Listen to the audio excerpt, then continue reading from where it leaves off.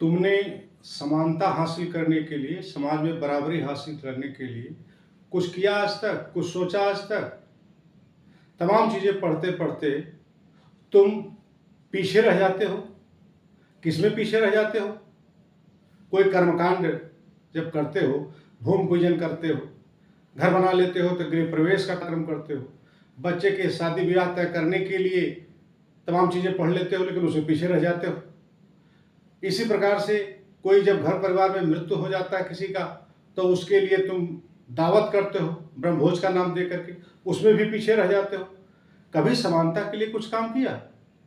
समानता के लिए काम करने के लिए जरूरी है कि एक तो कर्मकांड करो नहीं, कोई पूजा पाठ की जरूरत नहीं है। समानता हासिल करो, अपने अंदर सद्गुणों और अच्छे आचरण का विकास करो, अच्छे कर्म करो। इसके अलावा कहीं दर दर भटकने की जरूरत नहीं। दूसरा नंबर, अगर कर्मकांड करते हो तो गुलामियत छोड़ो और स्वाभिमान की आज़ादी कब जगाओगे ये सोचो। स्वाभिमान की आज़ादी अगर जगाना चाहते हो, समानता हासिल करना चाहते हो, अगर पूजा पाठ के बगैर नहीं रह सकते तो कहीं ज़मीन खरीदो तो भूमि पूजन कराओ। आप अपने बच्चों से जो पढ़े लिखे हों, किसी परिवार के सदस्य से करा लो। दूसरा, यदि बच्चों की शादियां तय करते हो तो खुद उसमें क्यों पीछे रह जाते हो? उसमें कौन सी कठिन भाषा लिखी हुई है तुम नहीं समझ सकते हो? उसमें क्यों पीछे रह जाते हो? उसमें भी आगे आओ, बराबरी करो।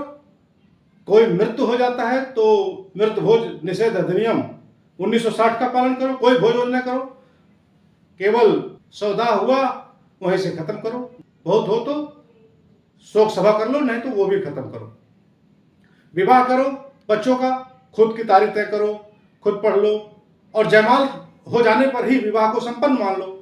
कोई रात भर किसी प्रकार के मंत्र पढ़ने की जरूरत नहीं है। कोई गारंटी नहीं है कि जीवन भर वो सुरक्षा देगा। इसलिए स्वाभिमान हासिल करो, पिछड़ो, आगे आओ। हर चीज पढ़ लेते हो और उसी चीज को पढ़ने में पीछे क्यों रहते हो? स्वाभिमान गंवाते रहोगे